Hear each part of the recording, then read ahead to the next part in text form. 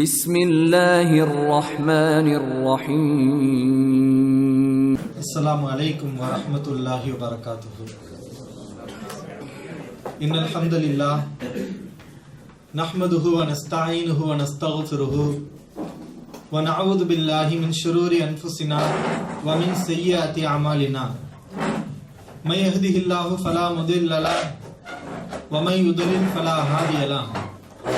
وأشهد أن لا إله إلا الله وحده لا شريك له وأشهد أن محمدا عبده ورسوله. أما بعد.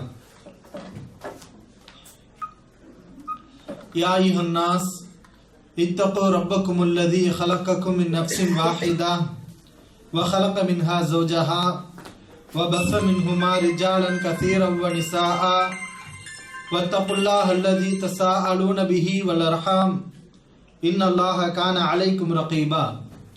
إن أصدق الحديث كتاب الله وأحسن الهدي هدي محمد صلى الله عليه وسلم وشر الأمور محدثاتها وكل محدثة بدعة وكل بدعة ضلالة وكل ضلالة في النار.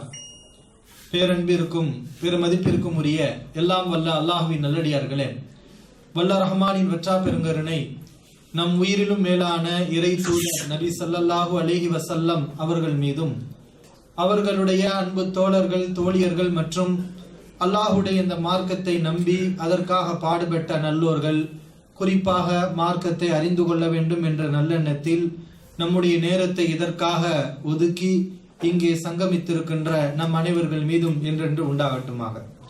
எல்லாம் வல்ல அல்லாஹுவின் நல்லடியார்களே, உஹது போர் குறித்து கடந்த சொற்பொழிவில் இறங்கிய வசனங்கள், அது தொடர்பாக அல்லாஹ் ரப்புல் ஆலமீன் இறை நம்பிக்கையாளர்களுக்கு போதித்த போதனைகள், இது குறித்து சில பிரயோஜனமான தகவல்களை, உண்மையான நிகழ்வுகளை கடந்த சொற்பொழிவில் அறிந்து கொண்டோம்.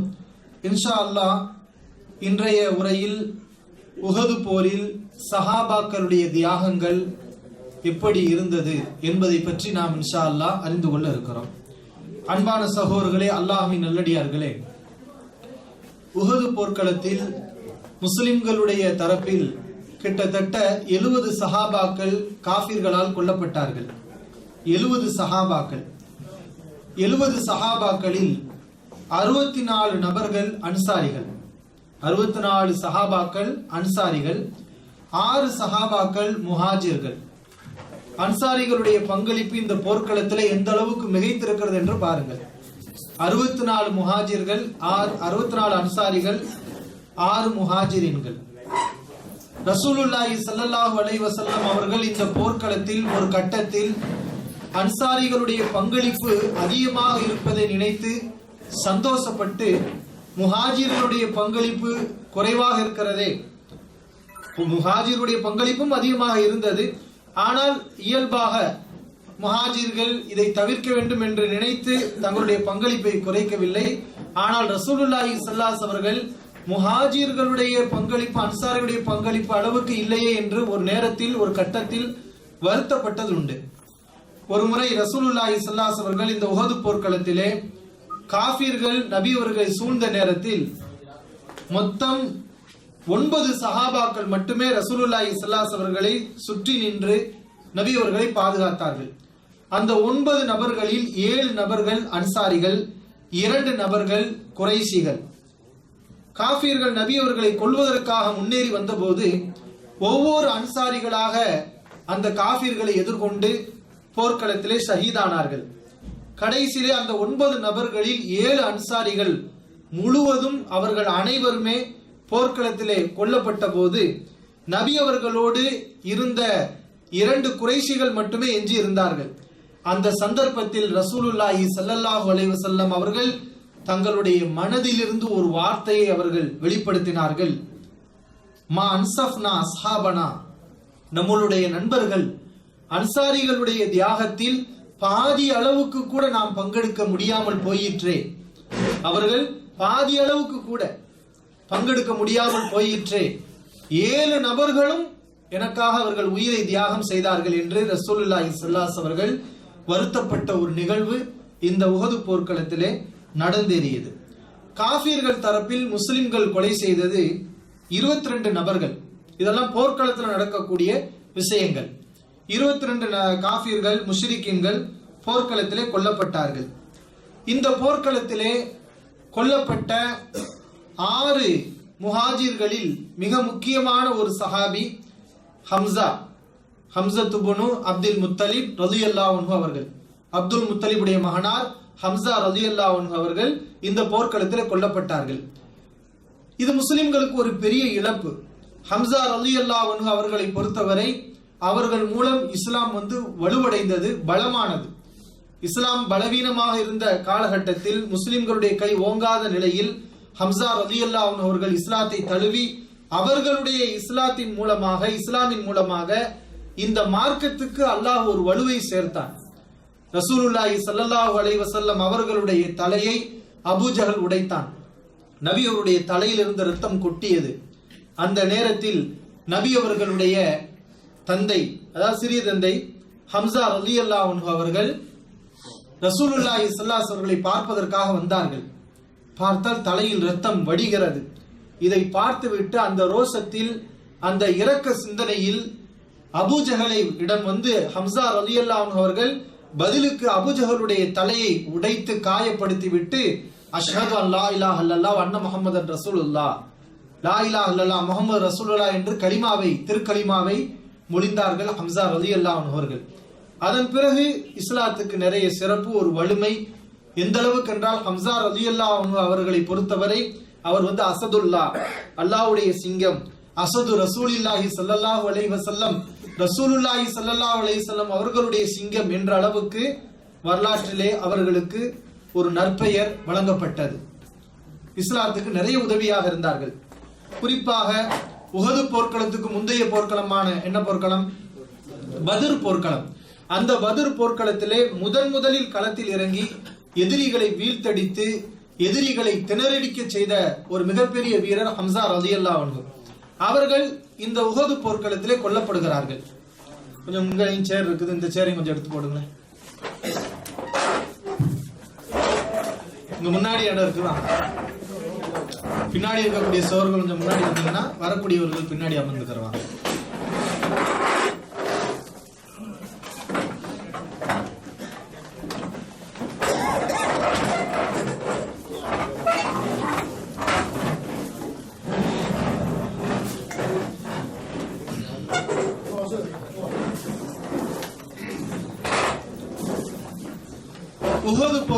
பத்ர் போர்க்களத்தில் எதிரிகளை வீழ்த்தி மிகப்பெரிய வீரராக திகழ்ந்த ஹம்ஸா ரலியல்லாஹு அன்ஹு அவர்கள் இந்த உஹது போர்க்களத்திலே அவர்கள் கொல்லப்படுகிறார்கள், ஷஹீதாகிறார்கள்.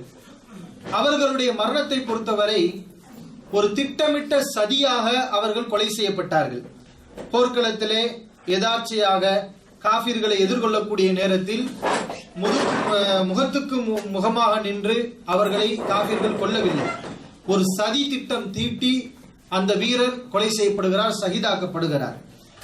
பத்ர் போர்க்களத்தில் ஹம்ஸா ரலியல்லாஹு அன்ஹு அவர்கள் துஐமத் இப்னு அதி இப்னு ஹியார், துஐமா என்ற நபரை வீழ்த்துகிறார்கள் பத்ர் போர்க்களத்திலே.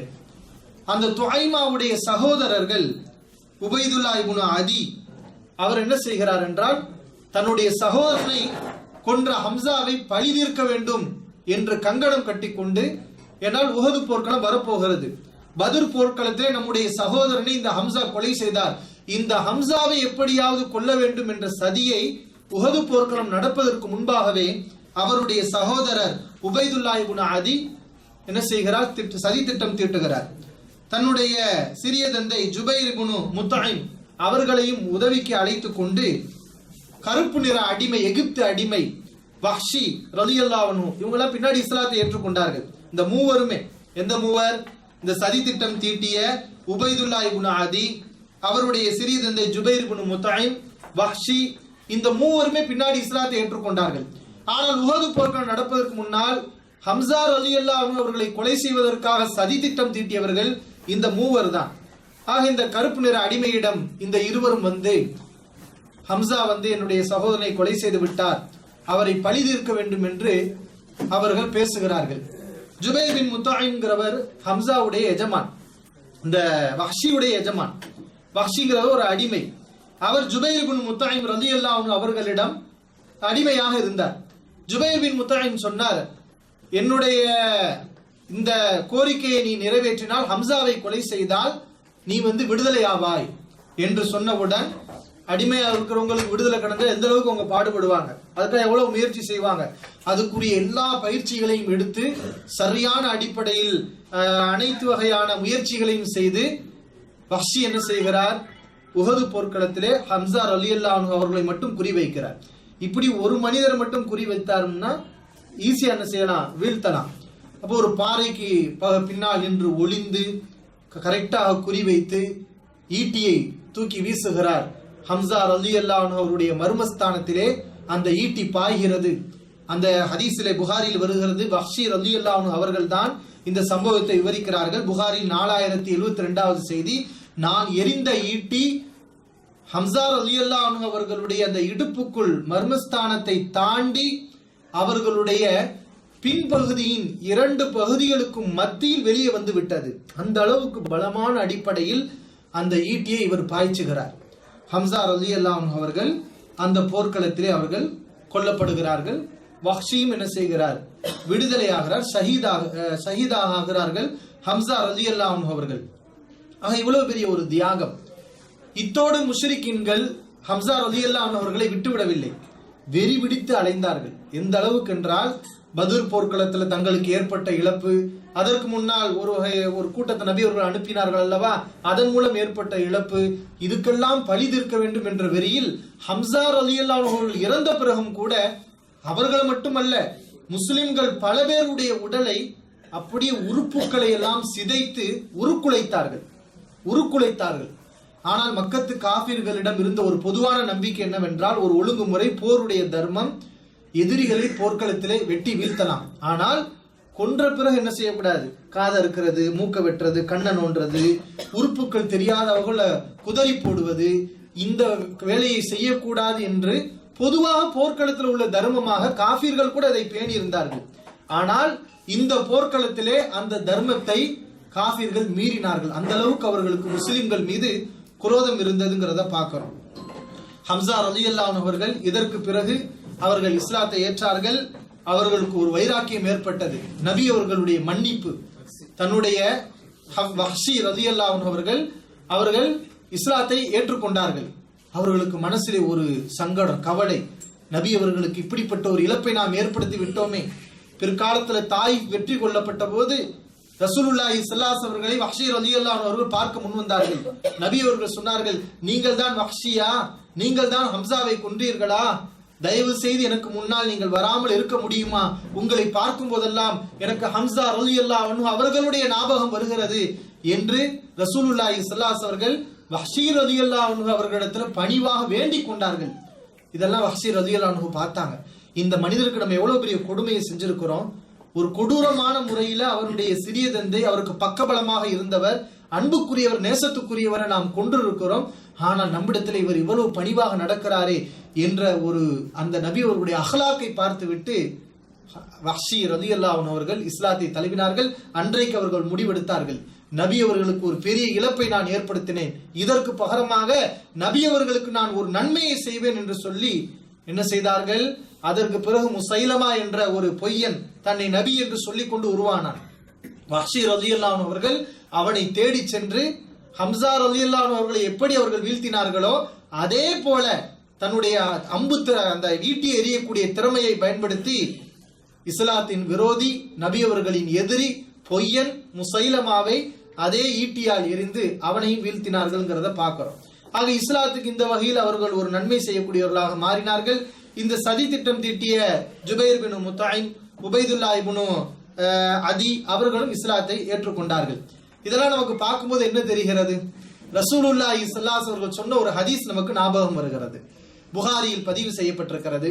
ரசூலுல்லாஹி ஸல்லல்லாஹு அலைஹி அவர்கள் கூறினார்கள், யல்ஹகுல்லாஹு இலா ரஜுலைன், அல்லாஹ் 2 மனிதர்களை பார்த்து சிரிக்கிறான், மகிழ்ச்சி அடைகிறான். யக்துலு அஹதுஹுமா அல் ஆகர், அவர்களில் ஒருவர் இன்னொருவரை கொலை செய்கிறார். 2 பேரும் சண்டை போடுகிறார்கள், ஒருவர் இன்னொருவரை வீழ்த்துகிறார். எதுகுலானில் ஜன்னா, இருவரும் சொர்க்கம் செல்கிறார்கள். இருவரும் சொர்க்கம் செல்கிறார்கள். எப்படி 2 பேரும் சண்டை போடுறாங்க, இவர் அவரை கொலை செஞ்சிருக்காரு, ஆனா 2 பேரும் சொர்க்கம் போகிறார்கள். இவர் காஃபிராக இருக்கும் போது அவரை கொலை செய்திருக்கிறார், கொலை செய்யப்பட்டவர் ஷஹீதாகிறார், ஈமானோடு மரணிக்கிறார், அவர் சொர்க்கம் செல்கிறார். இவர் காஃபிராக இருந்த பிறகு அவர் இஸ்லாத்தை ஏற்றுக்கொண்டார், எனவே அவர் சொர்க்கம் போனார். இவர்களை பார்த்து அல்லாஹ் என்ன செய்கிறான், சந்தோஷப்படுகிறான், சிரிக்கிறான் என்று ரசூலுல்லாஹி ஸல்லல்லாஹு அலைஹி வஸல்லம் சொன்னார்கள். இந்த நிகழ்வு இங்க நடந்தேறியதை நம்ம பார்க்கிறோம். ஹம்சா ரலியல்லாஹு அன்ஹு அவர்களை கொலை செய்தவர்களே இஸ்லாத்தை ஏற்றுக்கொண்டு இஸ்லாத்துக்காக அவர்கள் தியாகம் செய்தார்கள்ங்கிற ஒரு உண்மையையும் இந்த வரலாற்று செய்தியில் நாம் பார்க்கிறோம். ஹம்சா ரலியல்லாஹு அன்ஹு அவர்கள் கொல்லப்பட்ட போர்க்களத்திலே கிடக்கும் போது ரசூலுல்லாஹி ஸல்லல்லாஹு அலைஹி வஸல்லம் ஹம்சா ரலியல்லாஹு அன்ஹு அவர்களை பார்க்கிறார்கள். பார்த்தால் காஃபிர்கள் அவர்களை சரமாரியாக வெட்டி அம்புகளால் வாட்களால், ஒரு மனுஷன் செத்து போனா விட வேண்டியதான வெளி எந்த அளவுக்கு இருப்பார்கள், மரணித்த பிறகும் வாட்களால் அம்புகளால் அடையாளம் தெரியாத அளவுக்கு அவருடைய உடல்களை சல்லடையாக்கினார்கள். இதை நபி அவர்கள் பார்த்து விட்டு சொன்னார்கள், சஃபியா ரலியல்லாஹு அன்ஹா அவர்கள் ரசூலுல்லாஹி ஸல்லல்லாஹு அலைஹி அவர்களுடைய மாமி. யாரு? சஃபியா ரலியல்லாஹு, அதாவது சஃபியத்துக்குன்னு அப்துல் முத்தலிபுடைய மகள் சஃபியா ரலியல்லாஹு அன்ஹா. ஏன்னா சஃபியாங்கிற பேர்ல 2 பேர் இருக்கிறாங்க. ரசூலுல்லாஹி ஸல்லல்லாஹு அலைஹி வஸல்லம் மனைவியும் இருக்கிறார்கள். அவங்க சஃபியத்துக்குன்னு ஹுயையுடைய மகள் சஃபியா, அவங்க வேற. ஆனா இங்க சொல்லப்படுகின்ற சஃபியா என்பவர் யார் என்றால் ரசூலுல்லாஹி ஸல்லல்லாஹு அலைஹி வஸல்லம் அவங்களுடைய மாமியான சஃபியத்துக்குன்னு அப்துல் முத்தலிப். அவர்களை பத்தி நபி அவர்கள் சொல்கிறார்கள், சஃபியா ரலியல்லாஹு அன்ஹா அவர்கள் மட்டும் தங்களுடைய உள்ளத்திலே ஏதாவது நெருடலை உணர மாட்டார்கள் என்றால் நான் ஹம்சாவுடைய உடலை மூட மாட்டேன், அப்படியே விட்டு இருப்பேன். ஆஃபியா, பருந்துகள், கழுகுகள் பறந்து வந்து ஹம்சா ரலியல்லாஹு அன்ஹுடைய உடலை அது சாப்பிட்டு மறுமையில் அந்த பறவைகளுடைய வயிற்றிலிருந்து அவர் எழுப்பப்படுவார். இதைத்தான் நான் விரும்புவேன். ஆனால் அவருடைய உடலை நான் ஏன் மூட விரும்புகிறேன் என்றால் ஹம்சா ரலியல்லாஹு அன்ஹு அவங்களுடைய சகோதரி யாரு? சஃபியா ரலியல்லாஹு அன்ஹா. அப்ப தன்னுடைய சகோதரன் இப்படி கொல்லப்பட்டு இருக்கிறாரே என அவருடைய உடலை மூடுவதற்கு ஒரு துணி கூட இல்லையே என்று சஃபியா ரலியல்லாஹு அன்ஹா சங்கடப்பட்ட கூடாதுங்கிறதுனாலதான் அவருடைய உடலை மூடுகிறேன் என்று நபி அவர்கள் சொன்னார்கள். ஏன்னா ஷஹீதுகளுக்கு ஒரு அந்தஸ்து. அதனால பாருங்க, போர்க்களத்துல கொல்லப்பட்ட இந்த ஷஹீதுகளை எல்லாம் ரசூலுல்லாஹி ஸல்லல்லாஹு அலைஹி வஸல்லம் அவங்க எப்படி மௌத்தா போனாங்களோ அப்படியே அடக்கம் பண்ணதான் முயற்சி பண்ணாங்க. ரத்தமா உடம்பெல்லாம் ரத்தமா இருக்குதுங்க, அதை போய் உட்காந்துட்டு கழுவிட்டு அதெல்லாம் செய்வோம், அப்படியே இருக்கட்டும், நாளைக்கு மறுமையில அதே ரத்தத்தோட வருவார். கை வெட்டப்பட்டு இருக்காரா, ஷஹீத் கை வெட்டப்பட்டு வருவார், அப்படியே இருக்க மாட்டார். ஆனா அல்லாஹ் எழுப்பும் போது அவங்களுக்கு அந்தஸ்தா இருக்கும், அது ஒரு அடையாளமா இருக்கும். யா அல்லாஹ், உன்னுடைய வழியில என்னுடைய கை போச்சு, உனக்காக என்னுடைய ரத்தத்தை சிந்தினேன், உனக்காக பாரு என்னுடைய உடல் எல்லாம் பறவைகள் திண்டது, அந்த பறவைகள் வயிற்றிலிருந்து நான் வருகிறேன். ஆக இது அவங்களுக்கு மறுமையில பெரிய தரஜாவாக இருக்கும். அதனால ஷஹீதுகள் கொடூரமான முறையில கொல்லப்பட்டால் கூட அப்படியே அதே முறையில தான் ரசூலுல்லாஹி ஸல்லல்லாஹு அலைஹி அவர்கள் அவர்களை அடக்கம் பண்ண நினைத்தார்கள். இப்படி ரசூல் ஸல்லல்லாஹு அலைஹி அவர்கள் சொன்னார்கள். கடைசியில சஃபியா ரலியல்லாஹு அன்ஹா அவர்கள் போர்க்களத்துக்கு வருகிறார்கள். யாரை தேடி? ஹம்சா ரலியல்லாஹு அன்ஹு அவர்களை தேடி சஃபியா ரலியல்லாஹு அன்ஹா போர்க்களத்துக்கு வருகிறார்கள். இந்த காட்சியை நபி அவர்கள் பார்க்கிறார்கள். ஆஹா, ஒரு பெண்மணி போர்க்களத்துக்கு வரலாமா இந்த நேரத்துல? ஏன்னா போர்க்களம் எப்படி இருக்குது, பயங்கரமா இருக்குது. காஃபிர்கள் முஸ்லிம்களை எல்லாம் வெட்டி கூறு போட்டு வைத்திருக்கிறார்கள். இந்த இடத்துக்கு களத்துக்கு ஒரு பெண்மணி வந்தால் இந்த காட்சிகளை எல்லாம் ஒரு சாதாரண நம்மளே பார்க்க முடியாது. அப்போ ஒரு பெண்மணி எப்படி பார்ப்பாங்க? அதுவும் ஹம்சா ரலியல்லாஹுடைய தோற்றமே பயங்கரமான முறையில் இருக்கிறது. இதை பார்த்து அந்த பெண் ரொம்ப சங்கடப்பட்ட கூடாது என்று நினைத்து ரசூல் ஸல்லல்லாஹு அலைஹி அவர்கள் அபூ ஸுபைர் ரலியல்லாஹு அன்ஹு வேகமா அனுப்பி வைக்கிறாங்க. நீங்க போய் அந்த பெண்ணை வர விடாம, சஃபியா ரலியல்லாஹு அன்ஹா வர விடாம அப்படியே தடுத்துருங்க அப்படின்னு அனுப்பி வைக்கிறாங்க. இவங்க வேகமா போறாங்க. போய் இந்த மாதிரி போகாதீங்க அப்படின்ட்டு நிப்பாட்டும் போது அபூ ஸுபைர் ரலியல்லாஹு அன்ஹு அவங்கள சஃபியா ரலியல்லாஹு ஓங்கி ஒரு தள்ளுறாங்க. ஹதீஸ்ல வருது, அவங்க இம்ராஅத்தன் ஜல்தத்தன், ஒரு ஸ்ட்ராங்கான பெண்ணாக இருந்தார்கள். கொஞ்சம் பலகீனமான பெண் இல்ல, பெண்கள்ல என்னது கொஞ்சம் ஸ்ட்ராங்கான பெண். உண்மையில அவங்க அப்படித்தான் இருந்திருக்கிறாங்க. என்ன இருந்தாங்க? இலைக்க லா அருளலக்க, தள்ளிப்போ, என்ன ஏன் தடுக்கிறாய் என்று முன்னேறி வந்தார்கள். அப்போது அபூ ஸுபைர் ரலியல்லாஹு அன்ஹு அவர்கள் சொன்னார்கள், இது என்னுடைய கட்டளை அல்ல, ரசூலுல்லாஹி ஸல்லல்லாஹு அலைஹி அவர்கள் சொன்னார்கள், இந்த களத்திலே நீங்கள் வரக்கூடாது என்று சொன்னார்கள் என்று சொன்னவுடன் அதுவரைக்கும் நான் போவேன் என்று வந்த சஃபியா ரலியல்லாஹு அன்ஹா இது நபிகளாருடைய சொல் என்றவுடன் அப்படியே நின்று விட்டார்கள். தன்னுடைய 2 ஆடைகளை, தான் கொண்டு வந்த 2 ஆடைகளை கொடுத்தார்கள். அபூ ஸுபைர் ரலியல்லாஹு அன்ஹு இடத்துல கொண்டு வந்து, இது என்னுடைய சகோதரர் ஹம்சா ரலியல்லாஹு அன்ஹு அவர்களை நீங்கள் இந்த ஆடையிலே கஃனிடுங்கள், இந்த ஆடையிலே நீங்கள் கஃனிடுங்கள், அதற்காக இந்த ஆடையை நான் கொண்டு வந்தேன் என்று ஆடையை கொடுத்தார்கள். ரசூலுல்லாஹி ஸல்லல்லாஹு அலைஹி வஸல்லம் அந்த ஆடையை வாங்குகிறார்கள். ஆனா முஸ்லிம்களுடைய நிலைமை என்ன? அந்த போர்க்களத்துல முஸ்லிம்கள்ல யாருக்குமே கஃன் துணி இல்ல. ஹம்சா ரலியல்லாஹு அன்ஹு அவர்களுக்கு கூட கஃன் துணி ஒழுங்கா கிடைக்கல. அவர்களுக்கு இறுதியில் அமைந்த கஃன் துணி கூட எப்படின்னா ஒரு குட்டையான துணிதான். அந்த துணியை வைத்து அவருடைய தலையை மூடினால் கால் தெரிந்தது, காலை மூடினால் தலை தெரிந்தது. அந்த அளவுக்கு தான். சில பேருக்கு கஃன் துணியே கிடையாது. முஸ்லிம்கள் ரசூல் ஸல்லல்லாஹு அலைஹி அவர்கள் ஷஹீதான சஹாபாக்களை எல்லாம் ஒரே குழியில எல்லாம் போட்டு அடக்குனாங்க. ஒரு கஃன் துணியில 2 பேர் 3 பேர், எப்படி ஒரு துணியில 2 சஹாபி 3 சஹாபின்னு ஒரு கஃன் துணியில நபி அவர்கள் இப்படி சேர்த்தார்கள். அது மாதிரி குழியில பாத்தீங்கன்னா ஒரு ஆளுக்கு தனி குழி. ஏன்னா இத்தனை பேர் மௌத்தா போயிருக்கிறாங்க, ஒரு ஆள் 2 ஆள்னா தனித்தனியா குழியை தோண்டலாம். 70 சஹாபாக்கள் ஷஹீதா இருக்கிறாங்க. இவங்க எல்லாருக்கும் தனித்தனியா குழியை தோன்றது சாத்தியமா? அதுவும் என்ன நிலைமை? எல்லாருக்கும் கையில வெட்டு விழுந்து காயம்பட்டு போர்க்களம் முடிஞ்சு பலகீனப்பட்டு சோர்ந்து போய் இருக்கிறாங்க. இந்த நிலையில ஒவ்வொருவருக்கும் குழி தோண்ட முடியுமா? அப்ப சஹாபாக்கள் வந்து சொன்னாங்க, அல்லாஹ்வின் தூதர், எங்களுக்கு ஒவ்வொருவருக்கும் குழி தோண்ட முடியல. அதனாலதான் ரசூலுல்லாஹி ஸல்லல்லாஹு அலைஹி அவர்கள் இந்த உஹது போர்க்களத்துல ஒரே கஃன் துணியில 2 பேரை சேருங்க, 3 பேரை சேருங்க, ஒரே குழியில 4 பேர் 5 பேரை சேருங்க, அவர்கள் யார் குர்ஆனை நிறைய தெரிந்தவராக இருக்கிறாரோ அவரை நீங்க முதல்ல குழியில வையுங்க என்றெல்லாம் நபி ஸல்லல்லாஹு அலைஹி அவர்கள் இந்த போர்க்களத்துல இவ்வாறு சொன்னதுக்கெல்லாம் காரணம் என்னன்னா சஹாபாக்களுடைய அந்த வறுமை, அவர்களுக்கு இருந்த அந்த பலகீனம், இயலாமை. இதனால்தான் இப்ப சஃபியா ரலியல்லாஹு அன்ஹா 2 ஆடையை கொண்டு வந்திருக்கிறாங்க. நார்மலா நம்ம கஃன் இடுறது எத்தனை ஆடையில கஃன் இடுவோம்? 2 ஆடை தானே, எல்லா மையத்துக்கு அப்படித்தான். அவங்க 2 ஆடையை கொண்டு வந்தாங்க.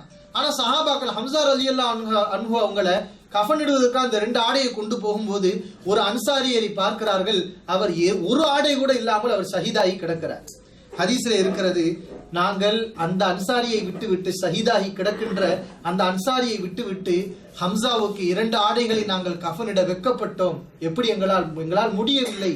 நாங்கள் ஹம்சாவுக்கு ஒரு ஆடையை கொடுத்தோம்.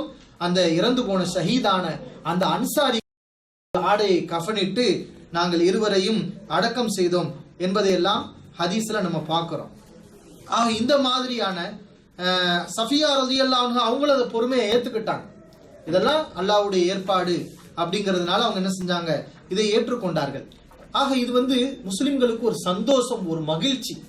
தியாகம் பாருங்கள், எவ்வளவு பெரிய தியாகம். அன்சாரிகளுடைய தியாகம் எவ்வளவு, ஹம்சா ரலியல்லாஹு அன்ஹு அவங்களுடைய தியாகம் எவ்வளவு. சுப்ஹானல்லாஹ்.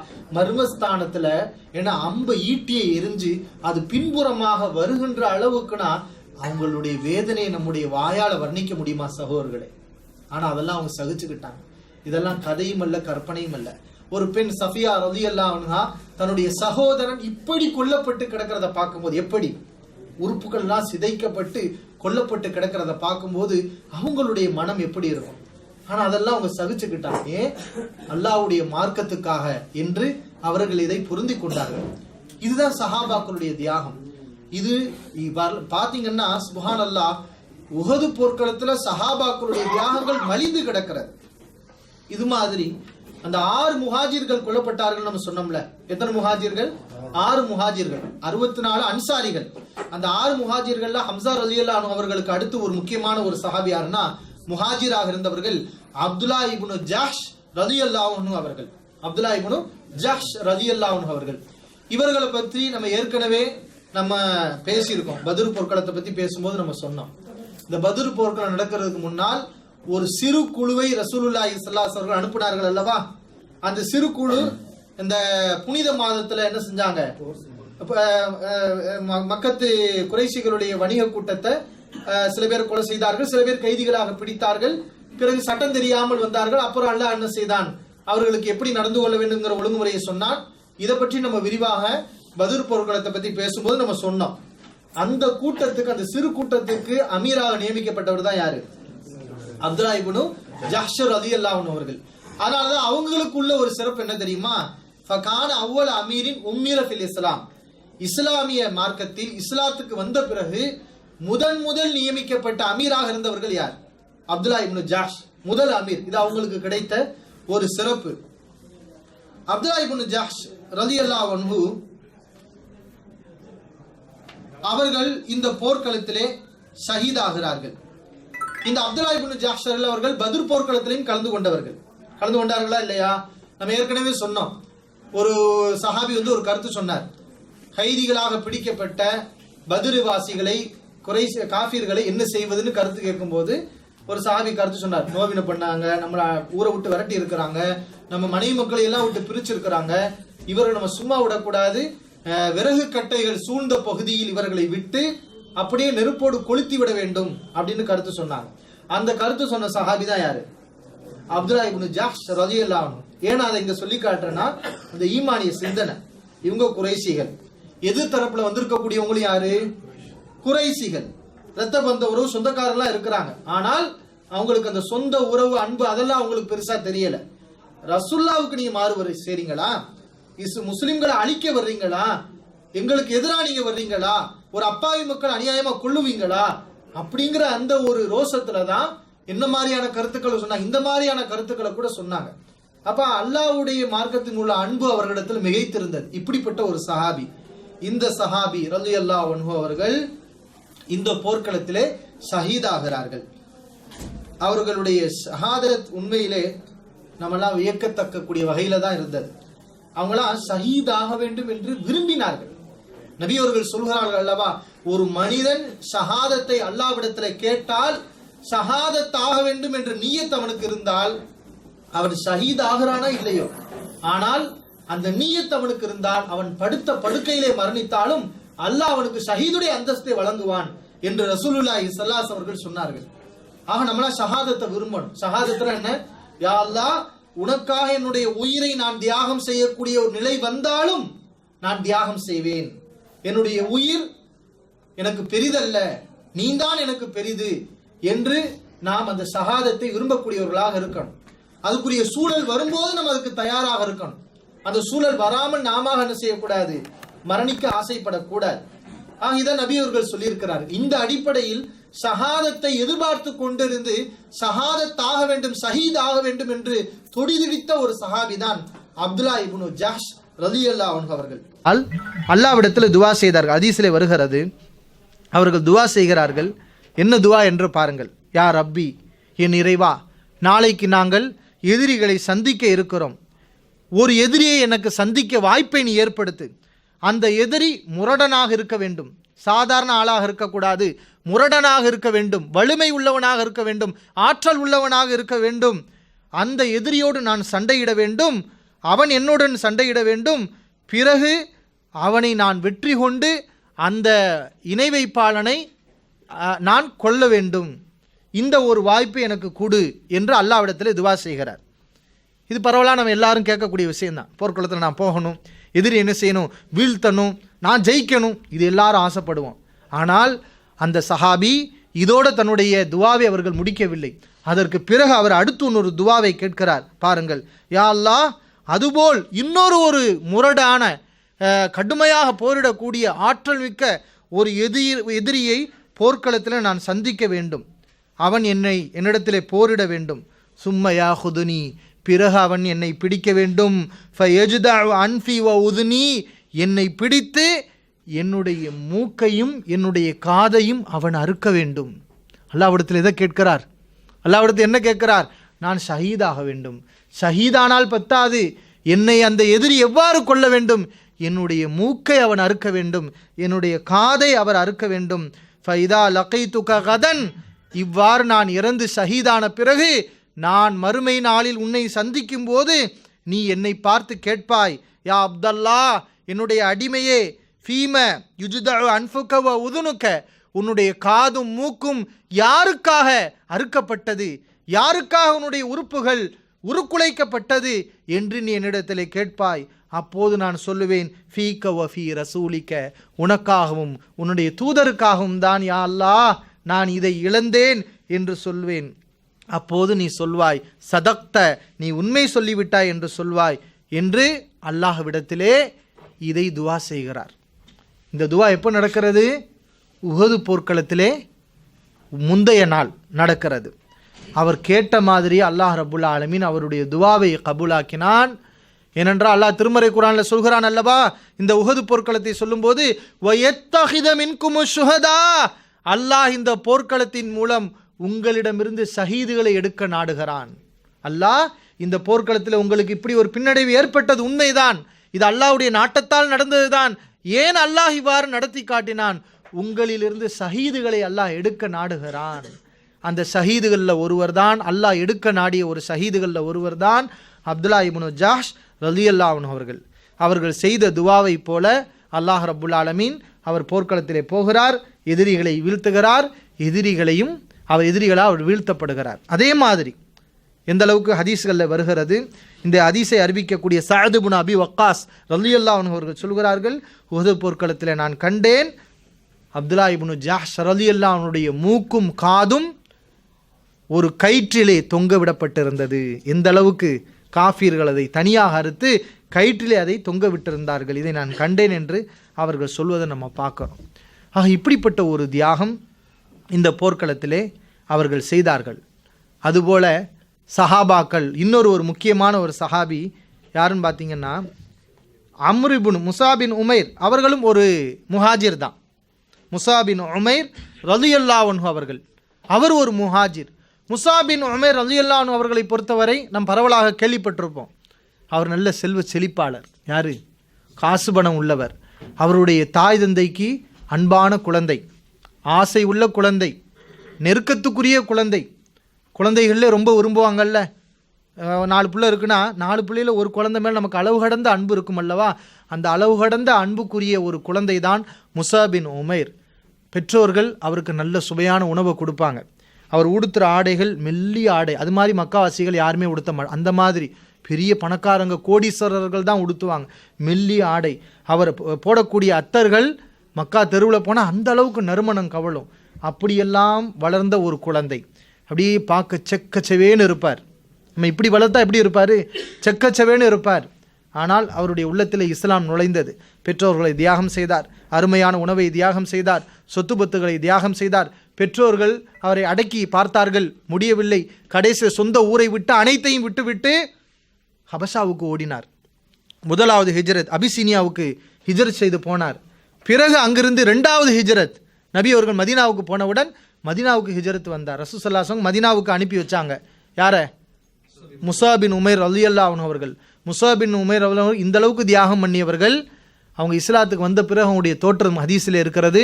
எப்படி மாறினாங்க, அப்படியே வத்தி போய் கொழுகொழுன்னு இருந்தவங்க, சிவந்த நிறத்தில் இருந்தவங்க, இஸ்லாத்துக்கு வந்த பிறகு அப்படியே வத்தி போய் மெல்லிய உடலுடன் நிறங்களெல்லாம் மாறி கருத்து போனவர்களாக அவர்கள் வந்தார்கள்.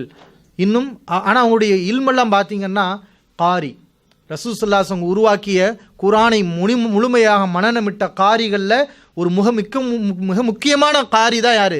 முஸாப் பின் உமைர். நபி அவர்கள் மதீனாவுக்கு வருவதற்கு முன்பாகவே என்ன செஞ்சாங்க, மதீனாவுக்கு போய் மதீனாவில் உள்ள சஹாபாக்களுக்கெல்லாம் இஸ்லாத்தை சொல்லி அங்கே உள்ள பல குடும்பங்களை இஸ்லாத்துக்கு கொண்டு வந்து இப்படிப்பட்ட ஒரு பெரிய புரட்சியை ஏற்படுத்தியவர்கள் தான் யார்? முஸாப் பின் உமைர் ரலியல்லாஹு அன்ஹு அவர்கள். அவர்களும் இந்த போர்க்களத்திலே கொல்லப்பட்டார்கள். இந்த உஹது போர்க்களத்திலே முஸ்லிம்களுடைய தரப்பில் அந்த கொடியை, அந்த வெற்றி கொடி இருக்குது அல்லவா, போர்க்களத்தில் நாங்கள் நிற்கிறோம் என்பதை காட்டக்கூடிய அடையாளமாக இருக்கக்கூடிய அந்த வெற்றி கொடி, அந்த கொடியை ரசூலுல்லாஹி ஸல்லல்லாஹு அலைஹி வஸல்லம் அவர்கள் முஸாப் பின் உமைர் ரலியல்லாஹு அன்ஹு அவங்களுடைய கையில் தான் கொடுத்தாங்க. அவங்க தான் என்ன செஞ்சாங்க, தாங்கி பிடித்திருந்தாங்க. காஃபிர்கள் முஸாப் ரலியல்லாஹு அவர்களை முன்னோக்கி வந்து அவருடைய கைகளை என்ன செஞ்சாங்க, இந்த கைதான கொடியை தூக்கி பிடிக்கிறது என்று கைகளை எல்லாம் வெட்டி அவர்களை இந்த போர்க்களத்திலே கொலை செய்தார்கள். அவர்களும் ஷஹீதானார்கள் என்பதை நம்ம பார்க்குறோம். சுப்ஹான் அல்லாஹ், எவ்வளோ பெரிய தியாகம்னு பாருங்கள். அல்லாஹ்வுக்காக பெற்றோர்களை விட்டுவிட்டு, சொத்து பத்துகளை விட்டுவிட்டு, துனியாவையே விட்டுவிட்டு இவ்வளோ பெரிய தியாகங்கள், மார்க்கத்துக்காக கல்வியை வளர்த்து தன்னின் மூலம் பல பேர் இஸ்லாத்துக்கு கொண்டு வந்து மிகப்பெரிய ஒரு தியாகியாக இருந்தவர்கள் தான் முஸாப் பின் உமைர் ரலியல்லாஹு அன்ஹு அவர்கள். ஆனால் அவருடைய மௌத்து எப்படி ஏற்பட்டது? ஷஹீத் ஆயிட்டாங்களே உஹது போர்க்களத்தில். அவங்களுக்கு இந்த துனியாவுக்குள்ள பங்கு என்ன, அதை நம்ம யோசிக்கணும். இன்றைக்கி நமக்கு இந்த துனியாவுக்குள்ள பங்கு என்ன? இந்த துனியாவில் நம்ம எப்படி இருக்கிறோம்? எவ்வளவு வசதி வாய்ப்புகளோடு இருக்கிறோம்? எவ்வளவு சுகங்களை நம்ம அனுபவிக்கிறோம்? எவ்வளவு இன்பங்களை நம்ம அனுபவிக்கிறோம்? அல்லாஹ்வுக்கு நம்ம எப்படி நன்றி செலுத்துகிறோம்? ஆனால் இவ்வளவு தியாகங்களை செய்த முஸாப் பின் உமைர் ரலியல்லாஹு அன்ஹு அவர்களுக்கும் இந்த துனியாவுக்குள்ள பங்கு என்ன தெரியுமா? ஹதீஸிலே பதிவு செய்யப்பட்டிருக்கிறது. முஸாப் பின் உமைர் போர்க்களத்திலே ஷஹீதாகி கிடந்தார். அவரை கஃனிடுவதற்கு ஒரு ஆடை கூட எங்களுக்கு கிடைக்கவில்லை, ஒரு ஆடை கூட கிடைக்கவில்லை. ஒரே ஒரு குட்டையான ஆடை இருந்தது. அதை கொண்டு இதா கத்தைனா பிஹார் அசஹு, முஸாபின் உமைருடைய தலையை மூடினால் கால் தெரிந்தது, காலை நாங்கள் மூடுகிறோம், அவருடைய தலை தெரிந்தது. நபி அவர்கள் சொன்னார்கள், அவருடைய தலையை போர்வையால் மூடுங்கள், காலுக்கு என்ன செய்ய, காலுக்கு இந்த புல் இருக்கிறது, இதுஹிர் என்ற புல், அந்த புல்லை பறித்து அவருடைய காலில் நீங்கள் கஃனிடுங்கள் என்று சொன்னார்கள். அவ்வளோ பெரிய தியாக செம்மல். அந்த தியாக செம்மலுக்கு இந்த துனியா கிடைக்கவில்லை. அவருடைய மௌத்துக்கு ஒரு ஆடை கூட கிடைக்கவில்லை. ஏன்னா அவங்க தான் இதை எதிர்பார்க்கலை. அவங்களுடைய லட்சியம் இது அல்ல. எது அல்ல, இந்த நம்ம மௌத்தா போகிறோமே, நம்ம கஃன் இடுவதற்கு ஆடை இருக்குமா இருக்காதா, நம்ம எப்படி மௌத்தா போவோம், நம்முடைய மனைவி என்ன செய்வா, அதெல்லாம் அவங்க பார்க்கவே இல்லை. அல்லாஹ்வுக்காக சகட்டு மேனிக்கு சகல தியாகங்களையும் செய்தார்கள். இதுதான் சகோதரர்களே சஹாபாக்கள். அந்த சஹாபாக்களுடைய தியாகம் ஈடு இணையற்றது.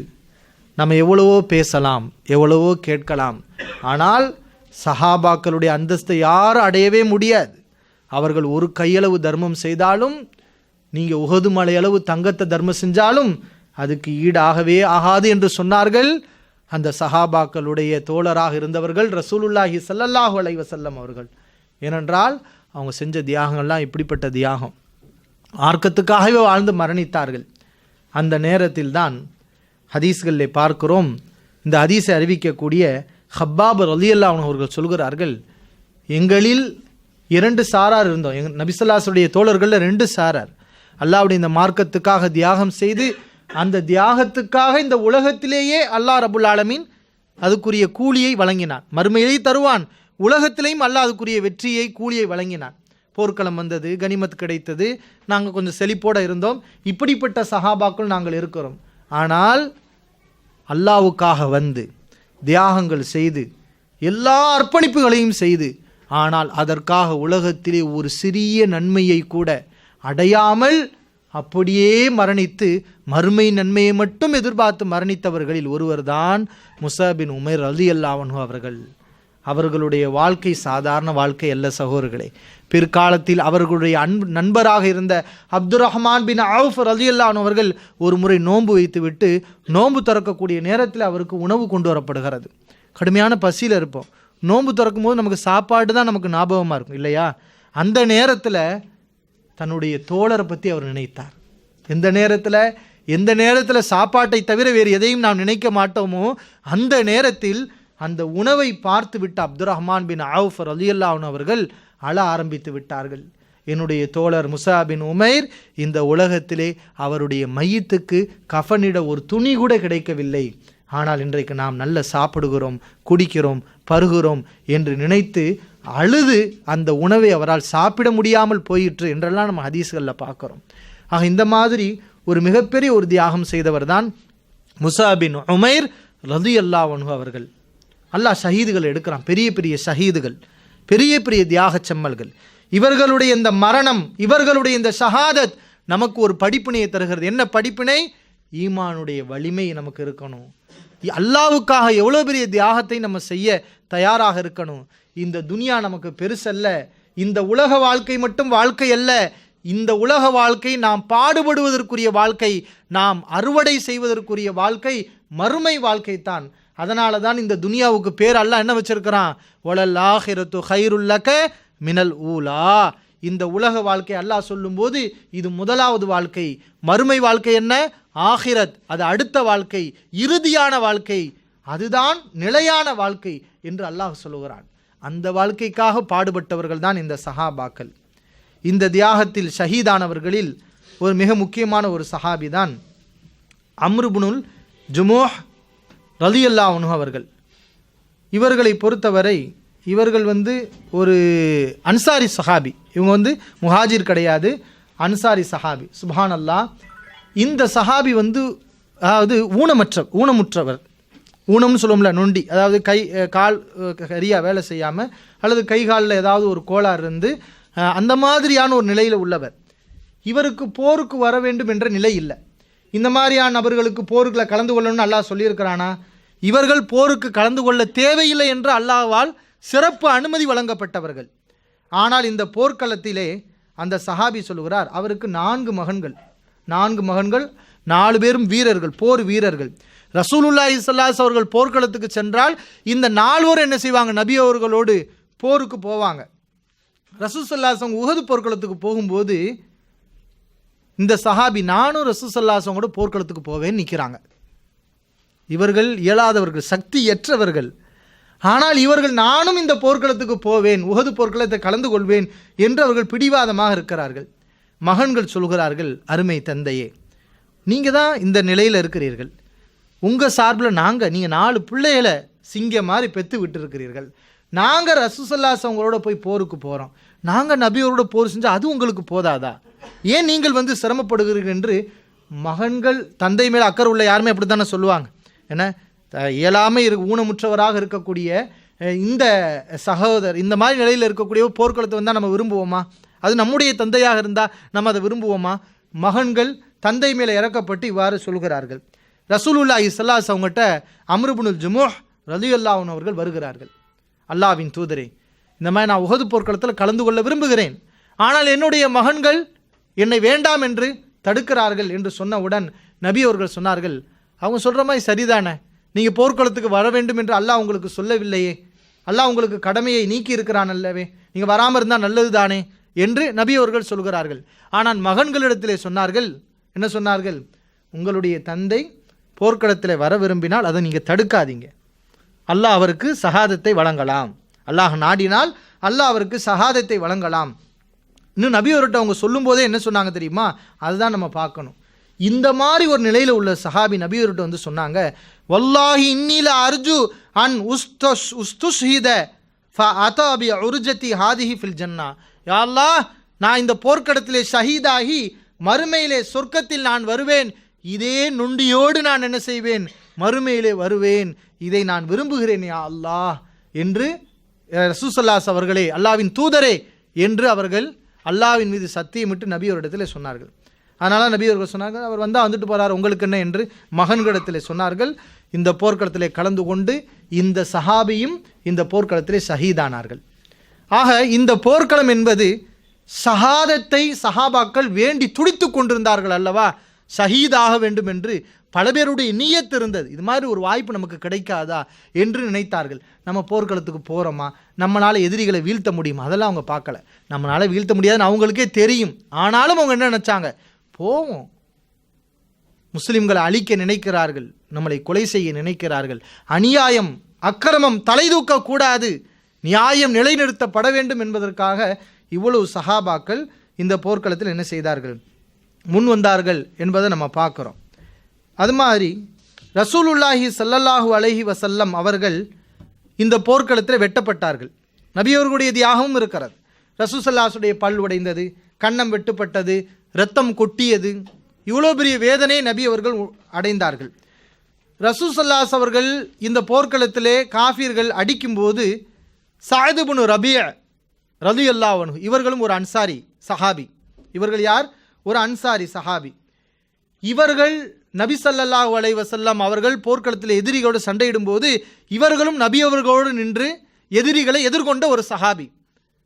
ரசூல் ஸல்லல்லாஹு அலைஹி வஸல்லம் மேலே எழும்பி வர்றாங்க, ரத்தம் கொட்டுது. அந்த நேரத்தில் தனக்கு பல்லு உடைஞ்சிருக்கக்கூடிய அந்த நேரத்தில், கன்னத்தில் வெட்டு விழுந்திருக்கக்கூடிய அந்த நேரத்தில் நபி அவர்கள் மௌத்தாகி விட்டார்கள், அவருடைய கதை முடிந்து விட்டது என்ற வதந்தி பரவக்கூடிய அந்த நேரத்தில் நபி அவர்கள் யாரை கேட்டாங்க தெரியுமா? சஅத் இப்னு ரபீ என்ன செய்கிறார்? தன்னோட இருந்த சஹாபாக்கள்கிட்ட கேட்டாங்க, சஅத் இப்னு ரபீ என்ன செய்கிறார், அவரை தேடி பாருங்கள், அவருடைய நிலைமை என்ன என்று ரசூல் ஸல்லல்லாஹு அலைஹி அவர்கள் ஆளை அனுப்பினார்கள். போர்க்களத்தில் அவருடைய நிலைமை என்ன என்று பார்க்க சொன்னார்கள். சஅத் இப்னு ரபீ, ஸைத் இப்னு சாபித் ரலியல்லாஹு அன்ஹு அவர்கள் அந்த சஹாபியை தேடி, யார் அந்த சஹாபி பேர் என்ன? நபி அவர்கள் அனுப்பின சஹாபி பேர் ஸைத் இப்னு சாபித். யாரை தேடி அனுப்புனாங்க? சஅத் இப்னு ரபீ ரலியல்லாஹு அன்ஹு அவர்களை தேடி அனுப்பினார்கள்.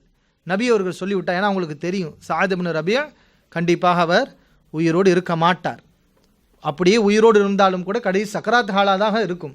நபி அவர்கள் சொல்லிவிட்டார்கள் ஸைத் ரலியல்லாஹு அவரிடத்தில், நீ அந்த சஹாபியை கண்டால் என்னிடமிருந்து அவருக்கு சலாத்தை நீங்கள் எடுத்து வையுங்கள், என்னிடமிருந்து நீங்கள் அவருக்கு சலாத்தை எடுத்து வையுங்கள். மேலும் அந்த சஹாபி இடத்திலே நான் சொன்னதாக நீங்கள் சொல்லுங்கள், கைஃப தஜிதுக்க, நீங்கள் எப்படி இருக்கிறீர்கள் என்று நான் கேட்டதாக அவரிடத்தில் நீங்கள் சொல்லுங்கள். ஸைத் ரலியல்லாஹு அவர்கள் போர்க்களத்திலே பார்க்கிறார்கள். சஅத் இப்னு ரபீ ரலியல்லாஹு அவர்கள் போர்க்களத்திலே அப்படியே எதிரிகளால் வெட்டப்பட்டு, கிட்டத்தட்ட எத்தனை வெட்டு ஹதீஸில் பார்க்கிறோம், 70 அர்பத்தன், 70 வெட்டுகள், உடம்பு முழுக்க அம்புகளால், ஈட்டியால், வாட்களால் 70க்கும் மேற்பட்ட வெட்டுகள் அவருடைய உடலிலே விழுந்து அந்த சஹாபி மௌத்தோடு கடைசி நிலையை ஒன்றும் செய்ய முடியாது, உடம்புல உயிர் தான் கொஞ்சம் என்ன செய்து ஊசலாடிட்டு இருக்குது, அந்த கடைசி நிலையை அவர் அடைந்திருக்கிறார். அந்த நேரத்திலே ஸைத் ரலியல்லாஹு அவர்கள் பார்த்து விட்டு சொன்னார்கள், ரசூலுல்லாஹி ஸல்லல்லாஹு அலைஹி வஸல்லம் அவர்கள் உங்களுக்கு சலாம் சொன்னார்கள், நீங்கள் எப்படி இருக்கிறீர்கள் என்று கேலியும் கேட்டார்கள். சஅத் இப்னு ரபீ ரலியல்லாஹு அவர்கள் சொன்னார்கள், அலா ரசூலில்லாஹி ஸலாம் வ அலைக்கஸ் ஸலாம், ரசூலுல்லாஹி ஸல்லல்லாஹு அலைஹி வஸல்லம் அவர்கள் மீதும் சலாம் உண்டாகட்டும், உங்கள் மீதும் சலாம் உண்டாகட்டும்.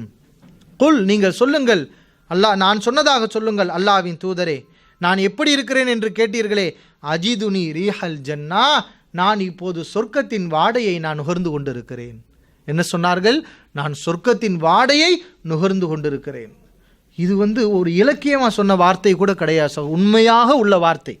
சொர்க்கத்துடைய வாடையை நுகர்கிறேன் என்றால் அல்லாஹ் ரப்புல் ஆலமீன் அந்த மௌத்துடைய நேரத்தில் மூமினுக்கு சொல்வான் அல்லவா, இன்னல்லதீன காலு ரப்புன் அல்லாஹு சும்மஸ்தகாமு, எங்கள் இறைவன் அல்லாஹ் தான் என்று சொல்லி அதில் உறுதியாகவும் இருந்தால், தத்தனஸ்ஸலு அலைஹிமுல் மலாயிகா, வானவர்கள் அவர்களிடம் இறங்கி வருவார்கள், அல்லாஹ் தஹாஃபு வலா தஹஸனு, நீங்கள் பயப்படாதீர்கள், கவலைப்படாதீர்கள், வஅப்ஷிரு பில் ஜன்னத்தில்லதி குன்தும் துஅதூன், உங்களுக்கு வாக்களிக்கப்பட்ட சொர்க்கத்தை நினைத்து நீங்கள் சந்தோஷப்படுங்கள், நற்பாக்கியம் அடையுங்கள். வலக்கும் ஃபீஹா மா தஸ்தஹி அன்ஃபுசுக்கும், அந்த சொர்க்கத்திலே நீங்கள் விரும்பியதெல்லாம் உண்டு. வலக்கும் ஃபீஹா மா தத்தஊன், நீங்கள் கேட்பதெல்லாம் உங்களுக்கு கிடைக்கும். நுஸுலம் மின் கஃபூரிர் ரஹீம், கருணையாளன் மன்னிப்பாளன் அவனுடைய விருந்து இது என்று அல்லாஹ் சொல்லக்கூடிய அந்த வார்த்தைகளையெல்லாம் இந்த சஹாபாக்கள் கேட்டிருப்பார்கள். சொர்க்கத்துடைய வாடையும் அல்லாஹ் அவர்களுக்கு காட்டியிருப்பான். அல்லாஹ்வின் தூதரே, நான் சொர்க்கத்துடைய வாடையை நுகருகிறேன் என்று சொல்லி மரணிக்கக்கூடிய நேரத்தில் அந்த சஹாபி தன்னுடைய சமூகத்துக்கு ஒரு செய்தியை சொல்ல நினைத்தார். அந்த சஹாபியுடைய சமூகம் என்ன சமூகம்? இந்த சஹாபி யாருன்னு சொன்ன, முஹாஜிரா அன்சாரியா? அன்சாரி. அப்போ அவருடைய சமூகம் யாரு? அன்சாரிகள். கௌமி அல் அன்சார், என்னுடைய சமூகமான அன்சாரிகளுக்கு நீங்கள் சொல்லுங்கள், லா உத்ரலக்கும் இந்தல்லாஹ் ஐயுஹ்லஸ இலா ரசூலில்லாஹி ஸல்லல்லாஹு அலைஹி வஸல்லம் வ ஃபீக்கும் ஷுஃப்ருன் யத்ரிஃப், அல்லாஹ்வின் மீது சத்தியமாக அல்லாஹ்விடத்தில் நீங்கள் தப்பிக்க முடியாது. அன்சாரிகளே, அல்லாஹ்விடத்தில் நீங்கள் தப்பிக்க முடியாது. உங்களில் கண் சிமிட்டி கொண்டிருக்கக்கூடிய ஒரு மனிதர் இருந்தாலும் அந்த நேரத்தில் நபி அவர்களை எதிரிகள் தாக்கி விடுவார்களே ஆனால், நபி அவரிடத்தில் நெருங்கி விடுவார்களே ஆனால், அல்லாஹ்விடத்தில் நீங்கள் காரணம் சொல்ல இயலாது. அல்லாஹ் உங்களுடைய காரணத்தை ஏற்றுக்கொள்ள மாட்டான். கடைசி வரைக்கும் நீங்கள் நபி அவர்களை பாதுகாக்க வேண்டும். எதுவரைக்கும் பாதுகாக்க வேண்டும்? உங்களில் கண் சிமிட்டி கொண்டிருக்கிறார் ஒரு மனிதர். என்ன சொல்கிறார் அந்த சஹாபியுடைய வார்த்தையை பாருங்கள், சுப்ஹானல்லாஹ். என்ன வார்த்தை? கண் சிமிட்டதான் சக்தி இருக்குது. அந்த நிலையில நீங்கள் இருந்தாலும் அந்த மனிதர், அன்சாரிகளில் ஒரே ஒரு ஆள் தான் இருக்கிறார், அன்சாரிகள் எல்லாரும் கொல்லப்பட்டு விட்டார்கள், அந்த மனிதருக்கு கூட பெரிய அளவுக்கு ஆற்றல் அல்ல, கண் சிமிட்டக்கூடிய சக்தி தான் இருக்கிறது என்றால், அந்த நிலையிலும் கூட நீங்கள் ரசூலுல்லாஹி ஸல்லல்லாஹு அலைஹி அவர்களை காஃபிர்கள் நெருங்கி விடாமல் நீங்கள் போரிட வேண்டும். அப்போதுதான் அல்லாஹ்விடமிருந்து நீங்கள் தப்பிக்க முடியும், இல்லை என்றால் நீங்கள் அல்லாஹ்விடத்தில் மாட்டிக்கொள்வீர்கள் என்று தன்னுடைய சமூகத்துக்கு எச்சரிக்கை செய்தார். அந்த சஹாபியுடைய கடைசி வசியத் என்னன்னு பாருங்க. சுப்ஹானல்லாஹ்.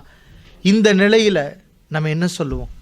என் மனைவிக்கு சொல்ல வேண்டிய தகவலை சொல்லுங்க, என்னுடைய மகன்களுக்கு சொல்ல வேண்டிய தகவலை சொல்லுங்க, அந்த என்னுடைய செல்வத்தை நான் இங்கே விட்டுட்டேன், அதனை இவங்களுக்கு எடுத்து வையுங்க. இதுதான நம்முடைய வார்த்தையாக இருக்கும். ஆனால் கடைசி வார்த்தை, ஒரு சில வார்த்தைகள் தான் நம்மால் உதிக்க முடியும் என்ற நிலையில் இருக்கும்போது அவர்கள் சொன்ன வார்த்தை, ரசூலுல்லாஹி ஸல்லல்லாஹு அலைஹி வஸல்லம் அவர்களை நீங்கள் பாதுகாக்க வேண்டும், நபி அவர்களை விட்டு விடாதீர்கள், காஃபிர்கள் நபி அவர்களை கொலை செய்து விடக்கூடாது என்று அதுதான் தன்னுடைய கடைசி வசியத்தாக இந்த சஹாபி சொன்ன செய்திகளை நம்ம பார்க்குறோம். இதை சொல்லிவிட்டு வஃபாலத் நஃப்ஸுஹு ரஹிமஹுல்லா, அல்லாஹ் அவருக்கு அருள் புரிவானாக, அவருடைய உயிர் பிரிந்ததுங்கிற செய்தியை ஜெய்தர் அலி அல்லா அவர்கள் சொன்ன செய்தியை நம்ம பார்க்குறோம். அப்போ இதெல்லாம் வரலாறுகள் அன்பான சகோதரர்களே, கதை அல்ல, கற்பனை அல்ல. இது மாதிரியான ஒரு செய்திகளை எங்கே நம்ம கேள்விப்பட்டிருப்போம் சொல்லுங்கள்? எந்த சம்பவங்களில் வரலாறுகளில் எங்கேயாவது கேள்விப்பட்டிருப்போமா? போர்க்களத்தை எப்படிப்பட்ட போர்க்களமாக இருக்கட்டுமே இப்படி தியாகம் செய்ததை பார்க்கவே முடியாது. இது அல்லாஹ்வுடைய நாட்டம். அல்லாஹ் ரப்புல் ஆலமீன் இந்த சமூகத்துக்கு சஹாபாக்களுடைய ஈமானை காட்ட நினைத்தான். இந்த சஹாபாக்களுடைய ஷஹீதுகள் எப்படிப்பட்டவர்கள்? முஹம்மதுன் ரசூலுல்லாஹ், முஹம்மது அல்லாஹ்வுடைய தூதர். வல்லதீன குஃபார், இந்த முஹம்மதோடு இருக்கக்கூடிய அந்த தோழர்கள் எப்படிப்பட்டவர்கள்? காஃபிர்களிடம் கடுமையானவர்கள். ரஹமா உபைனஹும், தங்களிடத்திலே வரும்போது கருணையாளர்கள், அன்பாளர்கள், நேசத்துக்குரியவர்கள் என்று அல்லாஹ் சொல்லி காட்டுகிறான் அல்லவா? அப்படிப்பட்டவர்கள் என்பதை அல்லாஹ் காட்டினான் இந்த உஹது போர்க்களத்திலே. பத்ர் போர்க்களத்திலே இதில் அதை காட்ட முடியலை, ஆனால் அல்லாஹ் ரப்புல் ஆலமீன் உஹது போர்க்களத்திலே காட்டினான் என்பதை நம்ம பார்க்குறோம். இந்த சஅத் இப்னு ரபீ அவர்கள் எப்படிப்பட்டவர்கள் தெரியுமா? சுப்ஹானல்லாஹ், ஹதீஸிலே வருகிறது, புகாரியில் 2048வது ஹதீஸ். இந்த ஷஹீதான இப்படிப்பட்ட ஒரு தியாகம் செய்த இந்த சஹாபி அன்சாரிகளிலேயே செல்வ செழிப்பு மிக்கவர். அன்சாரிகளிலேயே செல்வ செழிப்பு மிக்கவர், நிறைய சொத்து பத்து உள்ளவர் சஅத் இப்னு ரபீ. ரசூலுல்லாஹி ஸல்லல்லாஹு அலைஹி அவர்கள் மக்காவிலிருந்து முஹாஜிர்கள் மதீனாவுக்கு வந்தார்கள் அல்லவா? அந்த நேரத்தில் இவங்கள்ட்ட சாப்பாடு இல்லை, தண்ணி இல்லை, எல்லாத்தையும் அல்லாஹ்வுக்காக விட்டுட்டு வந்தாங்க. அப்போது நபி அவர்கள் சொத்து வைத்திருந்த, காசு வைத்திருந்த அன்சாரிகள் இருந்தாங்க. அதனால தான் அவங்களுக்கு பேரே என்னது? அன்சார்கள். அன்சார்கள்னா என்ன அர்த்தம்? உதவியாளர்கள். முஹாஜிர்கள்னா என்ன? எல்லாத்தையும் விட்டுட்டு ஒன்றுமே இல்லாமல் வந்து நின்றவங்க, காசு போட ஒன்றுமே இருக்காது, வெறுங்கையோடு வந்து நின்றவங்க, வந்தேரிகள். என்ன? அன்சாரிகள் உதவியாளர்கள். நபி அவர்கள் அன்சாரிகளுக்கும் முஹாஜிர்களுக்கும் நண்பரை ஏற்படுத்தி விட்டாங்க. என்ன நண்பர் தெரியுமா? ஒரு அன்சாரியா, உங்களுக்கு இவர் உங்களுக்கு நண்பர், உங்களுக்கு இவர் நண்பர், நீங்கள் 2 பேரும் ஒரே வீட்டில் இருக்கணும். உண்மையான நண்பர். நண்பர்னா எப்படி? நண்பர் அல்ல, சகோதரர். நண்பர்னு சொல்லக்கூடாது. ரசூலுல்லாஹ் ஏற்படுத்திய உறவு என்ன? நண்பர் உறவு அல்ல. என்ன உறவு? சகோதரர், கூட பிறந்த சகோதரர். அந்த மாதிரி ரசூலுல்லாஹ் ஏற்படுத்தினாங்க. இப்போ கூட பிறந்த சகோதரர்களாக இருந்தால் நம்ம ஒரே வீட்டில் இருப்போம், அப்படி தானே இருப்போம். ரசூல் ஸல்லல்லாஹு அலைஹி வஸல்லம் அப்படி தான் ஆரம்பத்தில் ஏற்படுத்தினாங்க. இவர் உங்களுக்கு சகோதரர் அப்படின்னு ஏற்படுத்தி விட்டாங்க.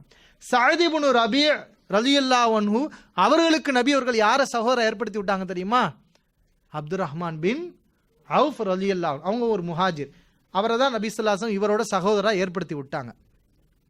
சஅத் இப்னு ரபீ ஹதீஸில் வருகிறது, இந்த ஷஹீதான இந்த சஹாபி தனக்கு ஒரு நண்பர், சகோதரர் கிடைத்திருக்கிறார், நபி அவர்கள் ஏற்படுத்தி இருக்கிறார் என்றவுடன் அந்த ஈமானிய சிந்தனையை பாருங்கள்.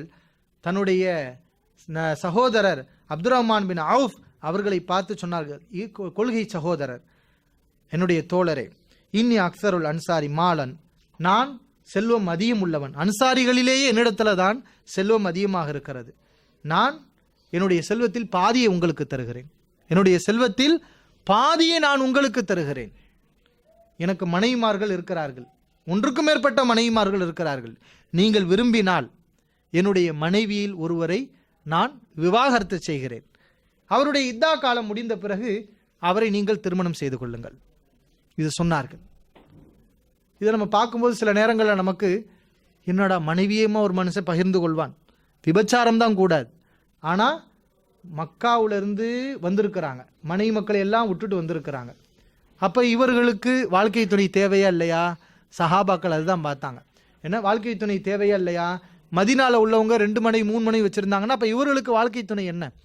அதனால் சஹாபாக்களுடைய அந்த தியாகம் எப்படி இருந்துச்சுன்னா, தான் மனைவியை கூட அல்லாஹ்வுக்காக என்ன செஞ்சிடணும்? விவாகரத்து செஞ்சு, முறைப்படி எல்லாம் ஹலாலான அடிப்படை விவாகரத்தை செஞ்சு, அந்த மனைவி முழுமையாக பிரிந்த பிறகு, இத்தா காலம் முடிந்த பிறகு தன்னுடைய நண்பருக்கு அவரை என்ன செய்யணும்? கல்யாணம் முடிச்சு கொடுக்கணும்னு சொல்லி இந்த மாதிரி என்ன செஞ்சாங்க? ஒரு தியாகத்துக்கு முன் வந்தாங்க இந்த ஷஹீதான சஅத் இப்னு ரபீ ரலியல்லாஹு அன்ஹு அவர்கள்.